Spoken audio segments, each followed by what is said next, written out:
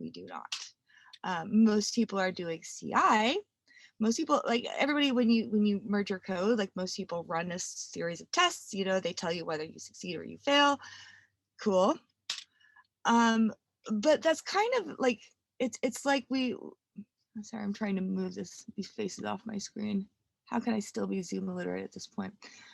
CI/CD is like the main, only the prelude, right? We do CI/CD in order to do CD. We do CI in order to do CD because CD is what actually makes a difference. It's what actually transforms your engineering org. It's what actually reclaims all that time. It is the building block of high performing teams. And if you're doing CI and not doing CD, it's like you bake this whole 5-course fancy dinner and then you just let it sit there overnight and eat it in the morning. Like it's it's a lot of work to go through for not, you know, reaping the payoff.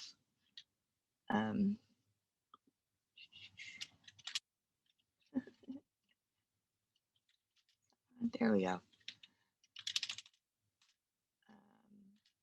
I think of this as like the software development death spiral. But it's like, okay, I don't know what the fuck is up with my slides, so I'm just gonna freelance.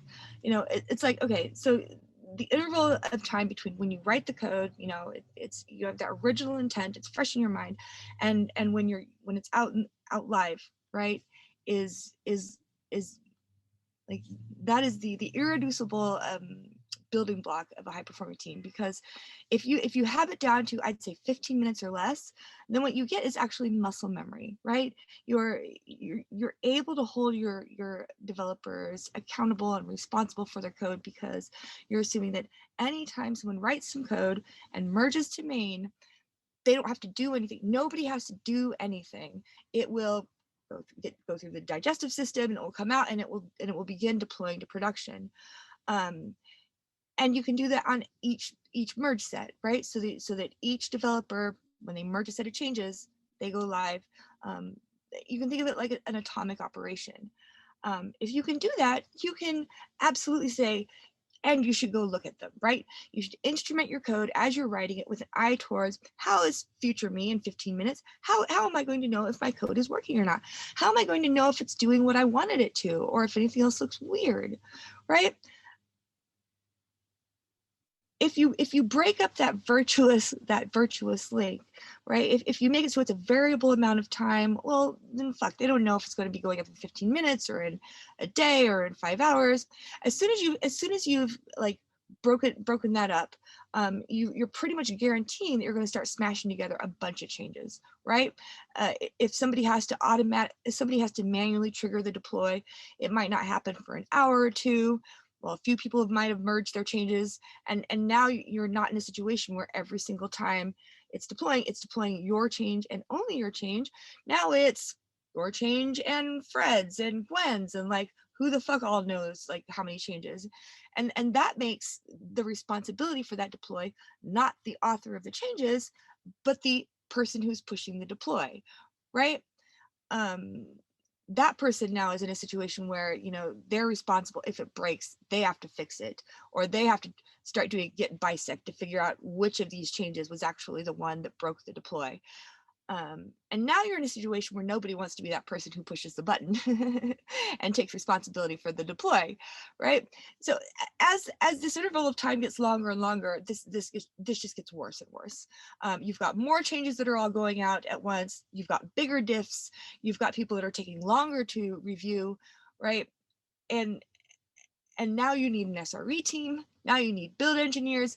Now you need more managers. Now you're starting to spend more and more of your time waiting on each other to do each other's parts than you are actually just writing the code, reviewing the code, and getting on with your life.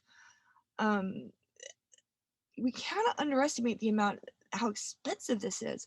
I've got some numbers that I did pull out of my ass, but I then checked with, you know, it makes sense, my history, and I checked with, you know, probably a couple of dozen other technologists at this point, which is that, you know, if you consider like, you know, the amount of engineers it takes you to write, build, and maintain this software project, call that, you know, N engineers, as long as it's being deployed one diff at a time within 15 minutes of when they write it, Okay, well, if that elongates from, 15 minutes to on the order of hours, variable hours, you need twice as many engineers. If it goes out in the order of days, you need to double that number again. If it goes out in the order of weeks, you need to double that number again. And this is how we get these giant lumbering organizations that, where you actually spend like maybe an hour to a week pushing the business forward with your code.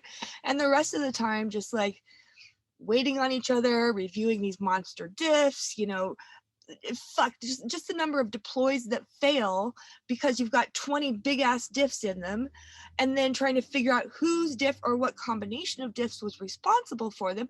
That'll take the rest of someone's day. If you're lucky, it will only take the rest of 1 or 2 people's days, and not the rest of the day for the people running the diff, the SRE team, and everybody who had a diff in the deploy that just went out, which might take multiple days. It's fucking ridiculous. It's just this is, and if you think that I'm being a pessimist, I actually saw a Facebook paper today that makes me sound like an optimist, where they did some actual statistics on, I'll paste you guys the link after this, and they did not say it doubled at every step. They said it went up exponentially.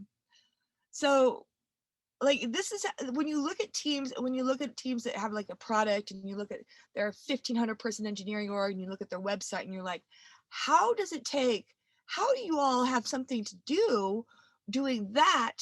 This is fucking how, and we spend our time as engineering leaders dealing with the fallout of this, trying to, enforce, smaller diffs, trying to culturally get people to, turn around their diffs faster, trying to reduce the size and getting people to ship smaller and, diffs more quickly, trying to get people to take the pager, trying to get people to have responsibility for their code, trying to get people to do all this shit when you could have fixed it at the fucking source by just reducing that amount of time to something that is tractable. The human brain is not something that can really create muscle memory for something that takes hours and is a variable amount of time. No matter how good the engineers are, if they're merging to main and their code is going out at some point, you can't actually ask them to be really held responsible, or they're going to spend all of that interval of time just waiting to see, oh, did my code go out yet? Like, that's not an effective use of time if they're just like monitoring to see if it's going out, or if maybe they're the kind of responsible engineer that takes responsibility and pushes it out themselves, but oops, it has 5 other people's changes. Like, you're asking a lot of an engineer. I actually do not believe that it's reasonable to ask every software engineer to also be an SRE.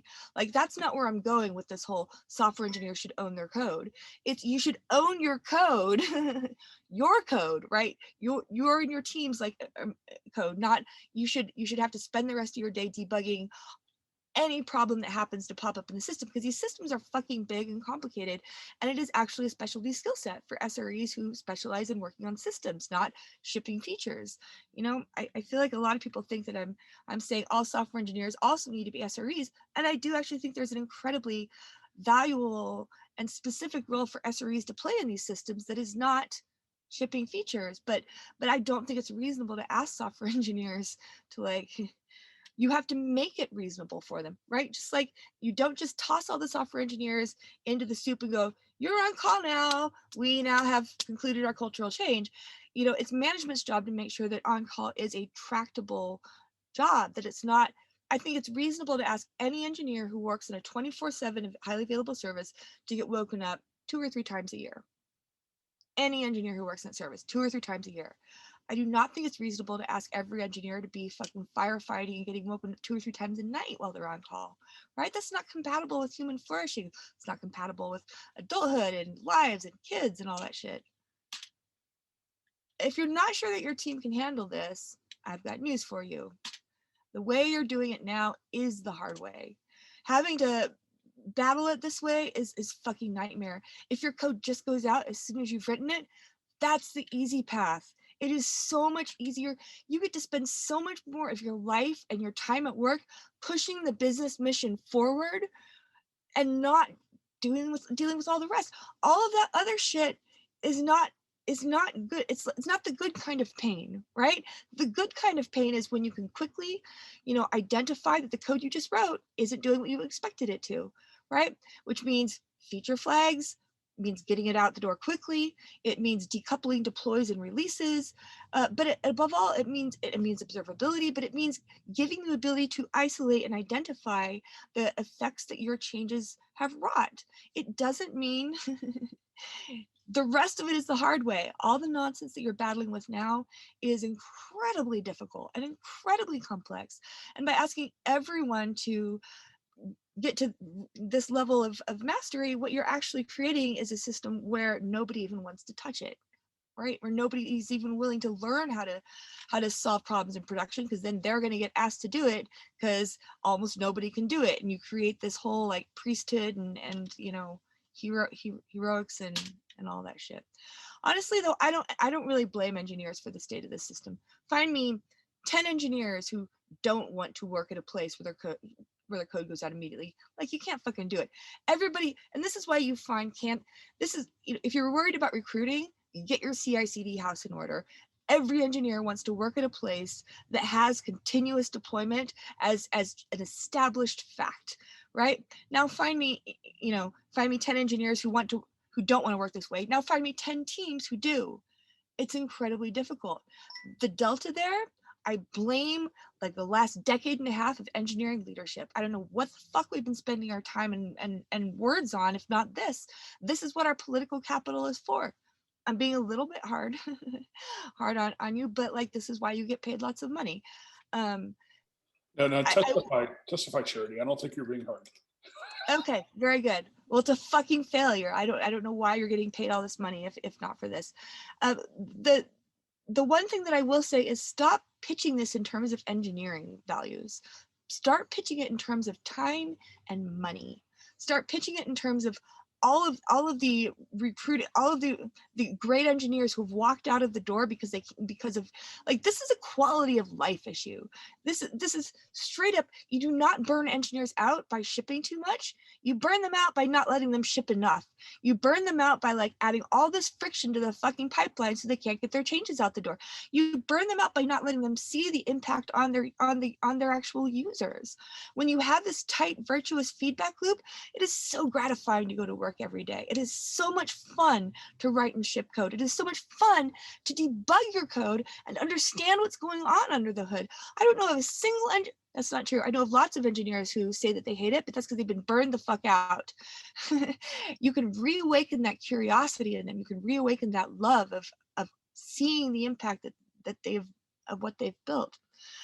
So I'm not letting engineers off the hook completely, because if you count yourself as leaders in the organization, and you absolutely should, that means you too. And this doesn't mean say it once and then go, well, if I can't get anywhere. You have to say it again and again and again and again. You have to make your case over and over. Every time you get a meeting with your skip level, bring it up again. Why haven't we made any progress on this? Do some back of the envelope calculation. Look how much money we're losing. Look how many, like, the order of magnitude of engineers who spend their time on shit that does not move the business forward, and look how much more quickly we could move if we just, you know, this is not hard. This is not hard. Every single one of you knows how to reduce the time that your code spends in that pipeline. It's just sustained. It's just, you need to set a level.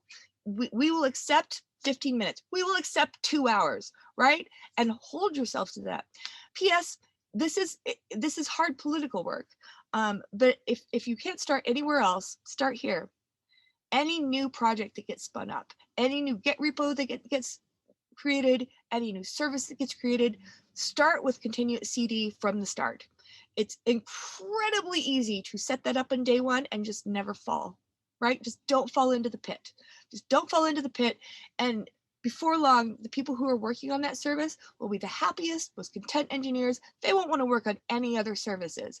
And it will start to create a lot of internal pressure for other services to follow suit. So how will you do better in 2021? Can I ask a question? No. Okay, great. I'll just shut the hell up. No, ask a question. So I am in a kind of product management role. So I am not an engineering leader. I used to be. My engineering leadership has created an environment where the CI/CD, I think, is really just touching, scratching the surface of CI. They have asked for support of a proposal, which would basically be trying to eat the entire elephant.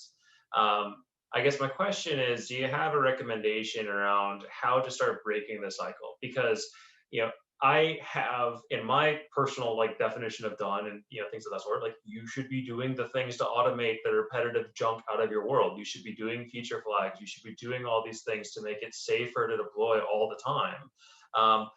And so there is, from a business standpoint, support, but engineering is trying to basically retrofit everything at the same time.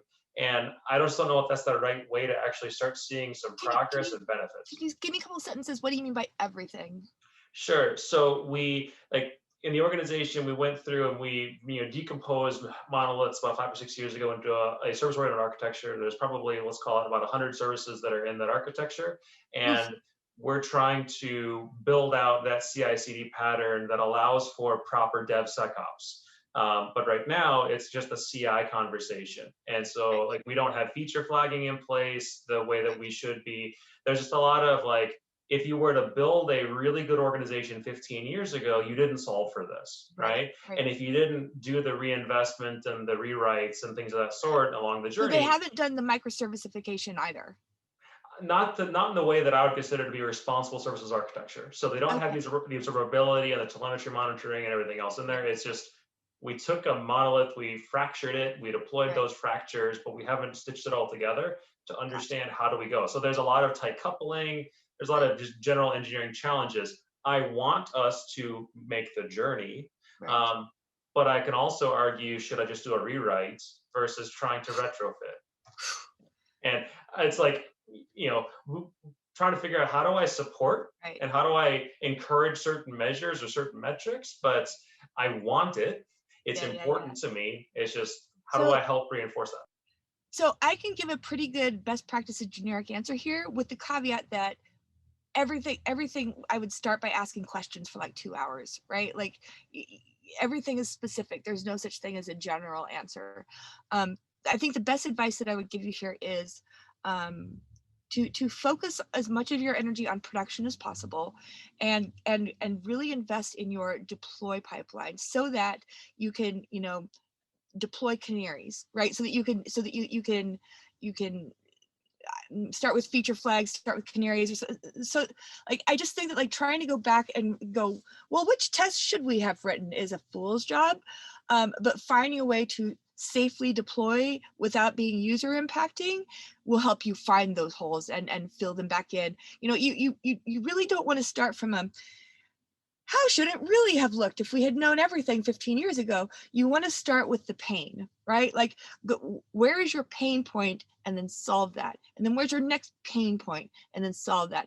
And I don't really give a shit if there's some coupling and things don't look completely beautiful. I give a shit about, is it staying up? And can the engineers work together? So I'm guessing that your database situation is still a database, a monolithic type database. You're going to start having reliability issues, or if you've got shared data stores. So the next thing the first thing I'd look at is really making sure that you have enough fine-grained controls over your deployment situation. And me, I've got to say observability, just because it's not that fucking hard, dude. And try the honeycomb free tier. It's incredibly generous. And if you can see what's going, it's like putting on your glasses before you drive down the freeway. You're going to make way fewer mistakes. You're going to be able to course correct much quicker. You're going to spend way fewer days just going, gosh, what could it be? Let's go see if it's that. Gosh, what else could it be? Let's go. That's the old-fashioned, the monolithic way of debugging, where you're not actually debugging, you're coming up with elaborate hypotheses and looking for confirmation of them. If you can actually slice and dice by events and see what is different about these events that I just deployed to versus these other events, which are my baseline, it clears up so many of these questions, and it will help you move much more quickly and with much more confidence. Cannot emphasize that enough. And also, it's not observability if it's not honeycomb or lightstep at this point, which is sad but true. We can talk about that a lot more if you want. I've got my biases and opinions, which are strong, but they're also true. So for what it's worth. Sure, that helps. And I guess one other quick question. So recognizing that some of these processes require certain skills, they're muscles that not everybody has had. Yeah. There's an argument that says, buy tools to accelerate versus upskilling your resources. Ooh, this is not an either or. Whenever you can buy a tool, That's the answer that I was hoping you would give. Absolutely fucking buy the tool. But it is not either or, and never buy a tool that tells you it is. If they're like, give us millions of dollars and your people will never have to understand anything, run away, right? You want to buy tools that put your engineers in the driver's seat and help them do their jobs better, not makes it so that they don't have to understand something. Thanks. I want to jump in with a story and an opinion, both on the tools question and the you have to microservice something or whatever.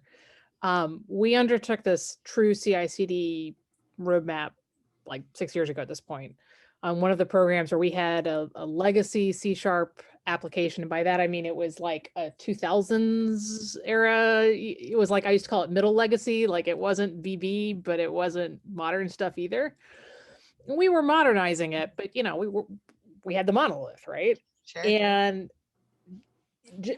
the truth was, it took 15 minutes when we started just to build the thing.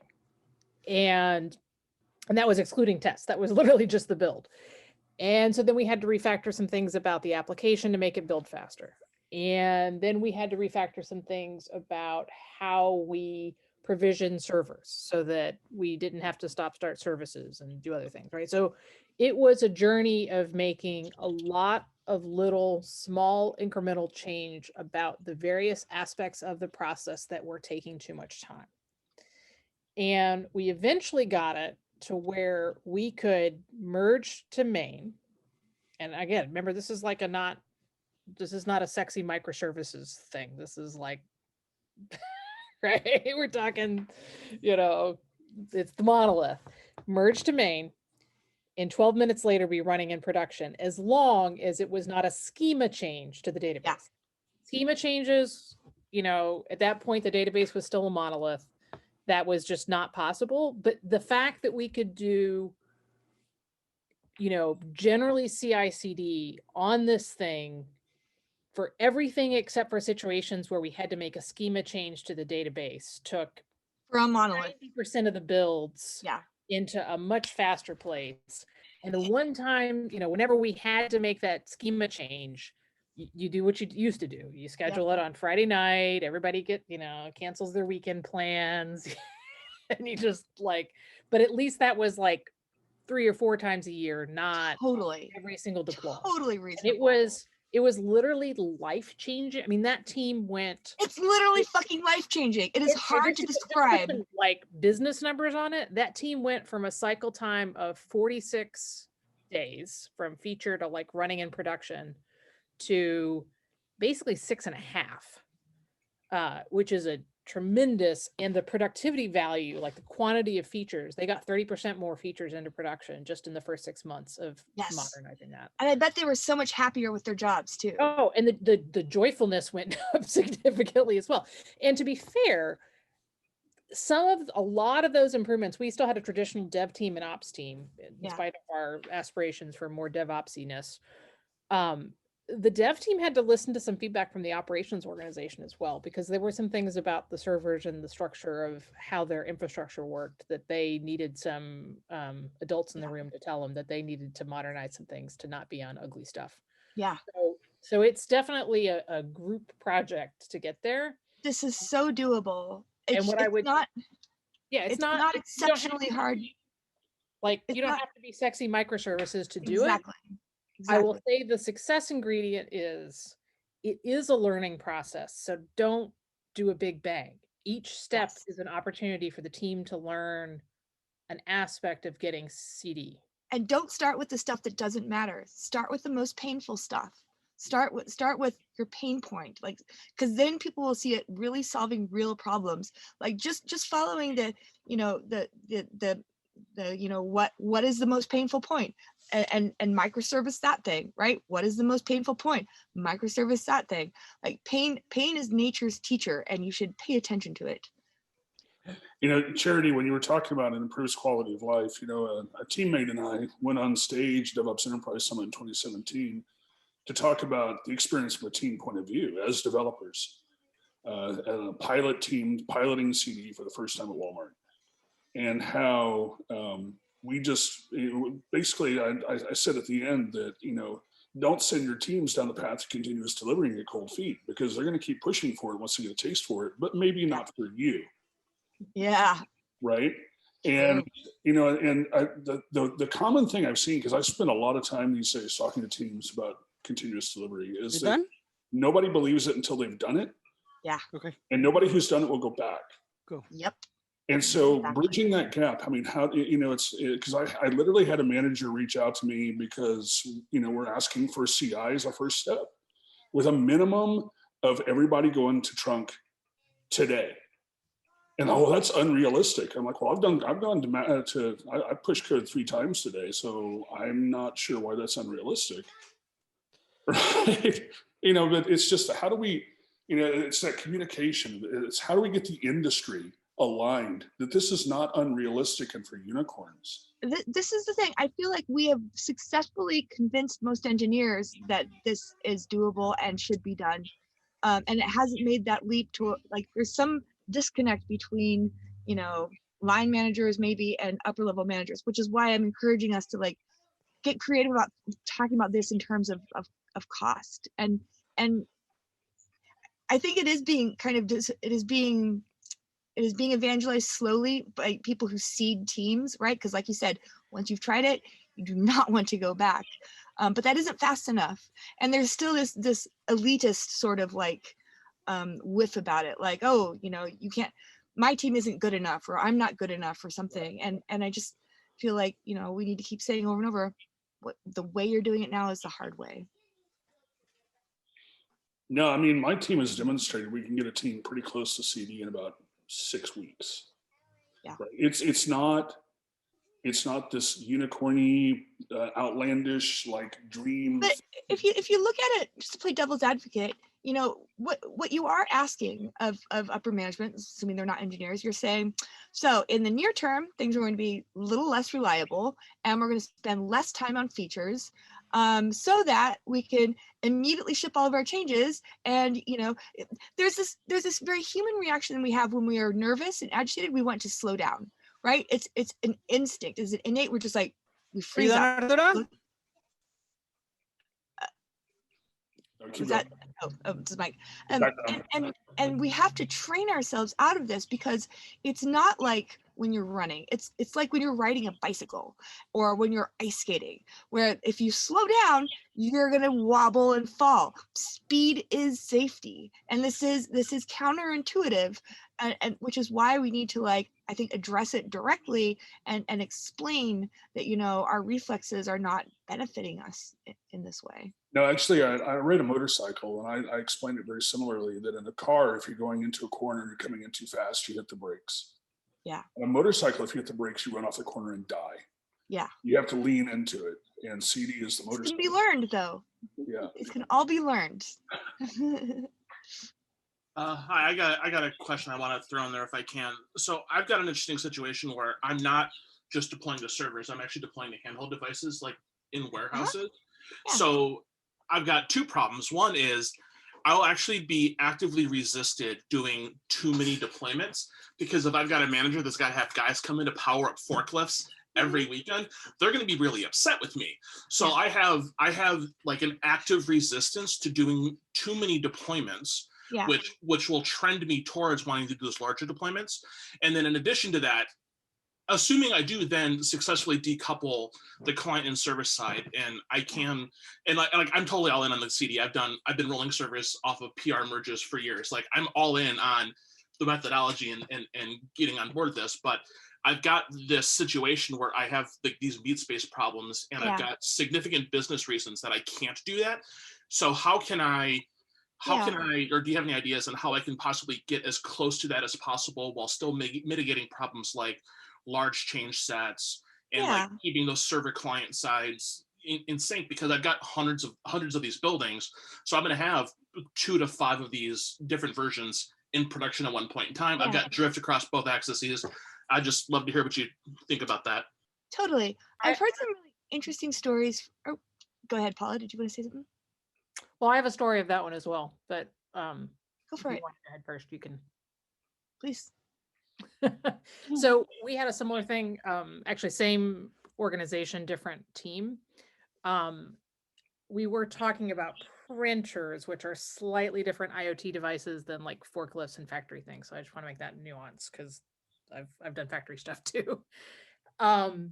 We had a pilot organization that was like kind of quite literally down the street where we could do physical deploys on a fairly frequent basis and have like constant updates and test them like in an actual production environment, even though we had not deployed nationwide to all the devices.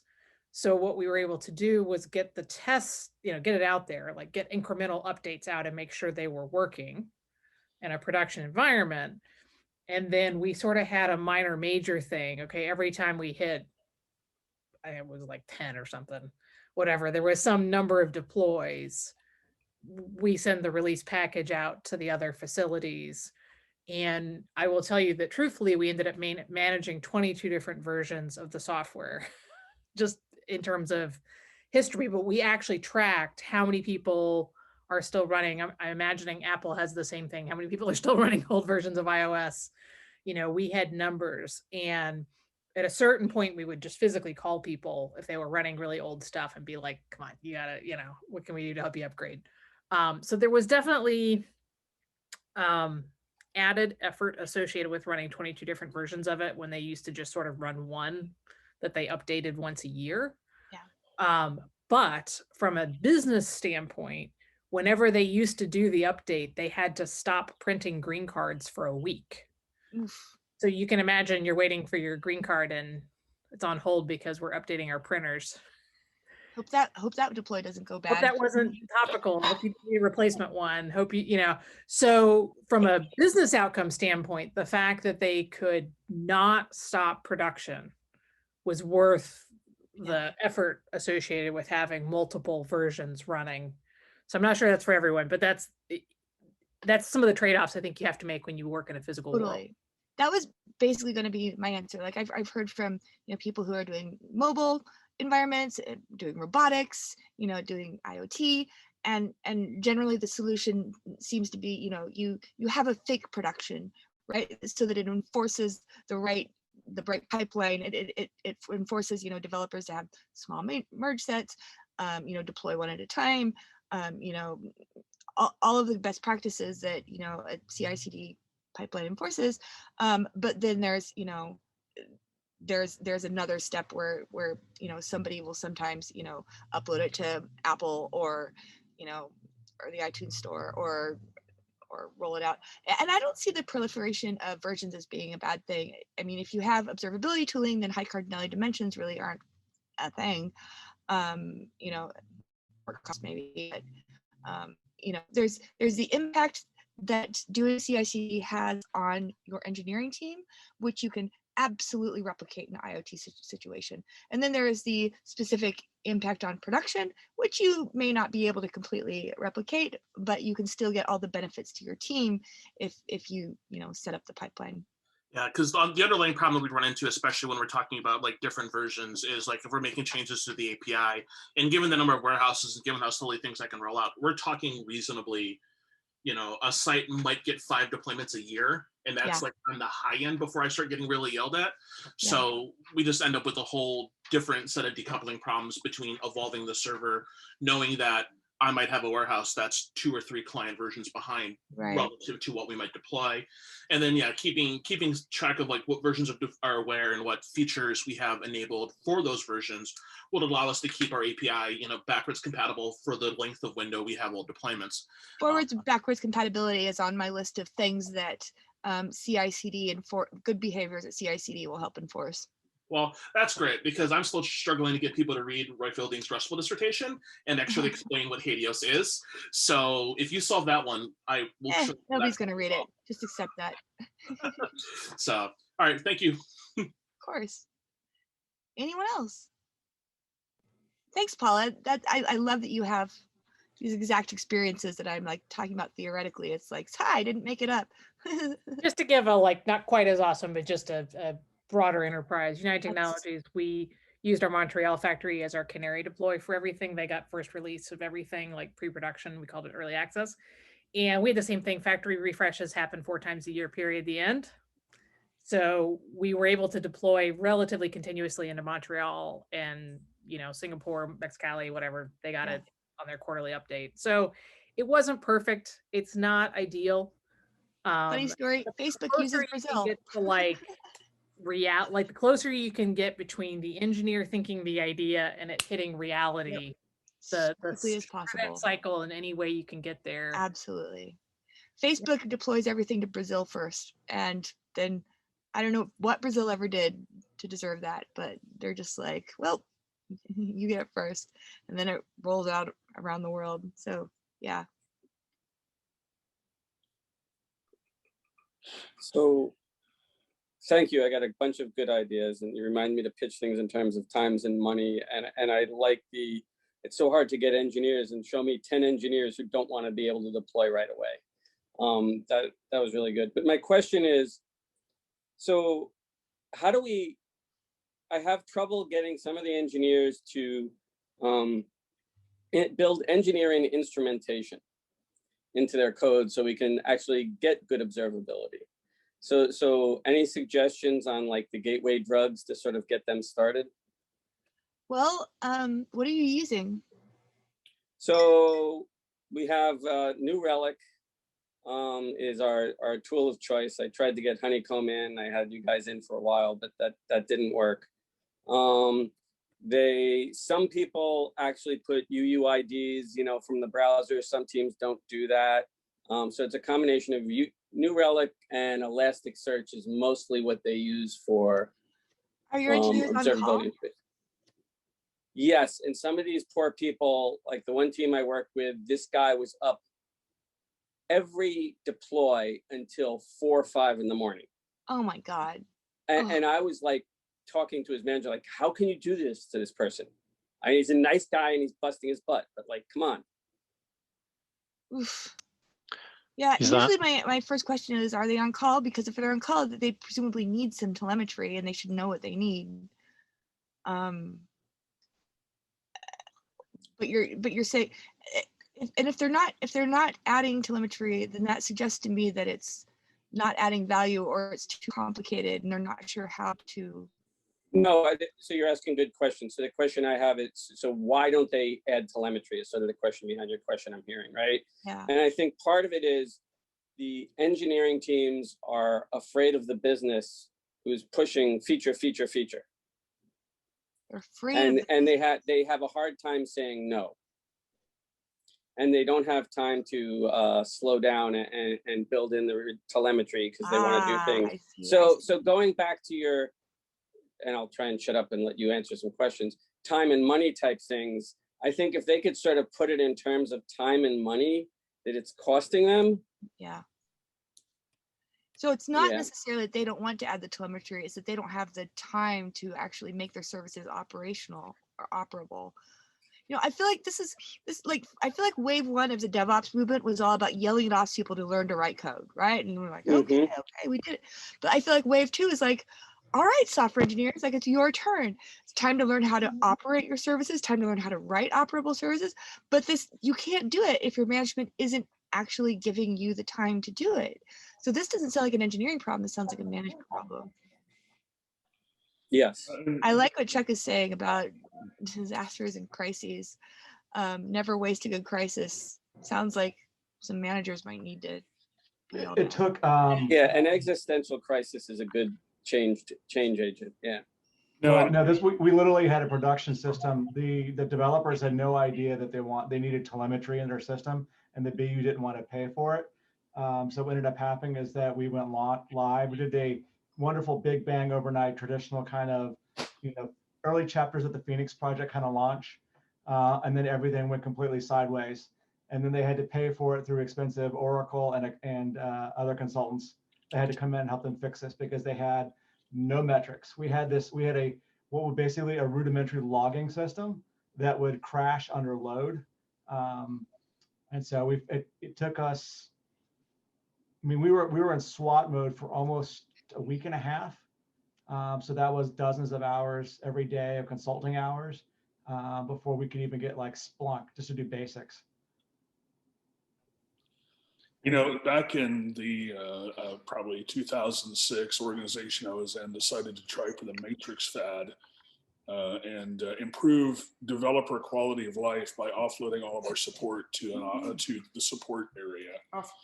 I can't express enough how damaging that is to quality. What motivation do I have to give a goddamn about the quality of my code if somebody else is cleaning up the mess? I think there's a wider piece though on just straight incentives. So, I mean, I doubt it's the case in this scenario, but I've worked with the team in the past where it took us like a good few months to realize they were being paid overtime. So when they get called out, they get a significant amount of extra money. And I'm like, you have to fix that first. Like you can't cut their effective salaries by a third. And like I say, it was weird because it took us months to find out, but it was also like, we didn't fix that. Like they just carried on. They were like, well, I guess that's the way it's going to be. So I don't know if we're back to that's a leadership problem, that we're setting the wrong incentives, and it doesn't seem magical that they haven't created these instruments. Like it's probably a reason. Sorry, go. Yeah, I think that a really good policy is if you're on call, you are not expected to do any feature work at all. Your job is to work on the system, work on, and that doesn't mean that every takeaway from every event needs to be done by the on-call person, but the expectation should be you're not supposed to ship features or anything. You're on call. Like your job is to do the little things, right? And then if you're having retrospectives after every outage, then that's how those larger things get put into the queue for, I don't know how work gets allocated or doing the little things is huge. Like anytime you're getting alerted for the same thing twice, that should be like a heart attack. That's not okay. Like you get alerted about something once and then you fix it. If it's too big for the person who's on call to fix it, it gets escalated so that it gets put in the queue alongside all of the feature work. But this does require that engineering managers or engineering leaders are somewhat muscular in their ability to protect their people. That they must push back. They can't just like accept everything. That's what the fuck are they there for?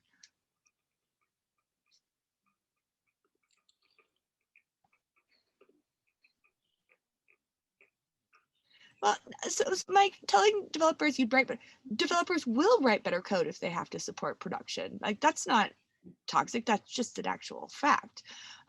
Blaming developers for what is a leadership problem of not giving them the time to fix their systems, that's an organizational problem. But let's be clear, like owning your code is a great pattern.